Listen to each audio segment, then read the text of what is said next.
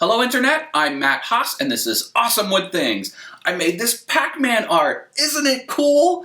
I used cast acrylic from the Inventables website on my X-Carve to create these objects, and just like my last Pac-Man art, it is pixel for pixel accurate based on the video game.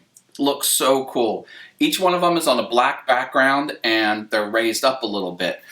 Nice 3D effect. Oh, I can't get over how happy looking at these objects makes me. Just takes me back to the arcade games when I was a teenager. So much fun. Stick around, I'll show you how I made it.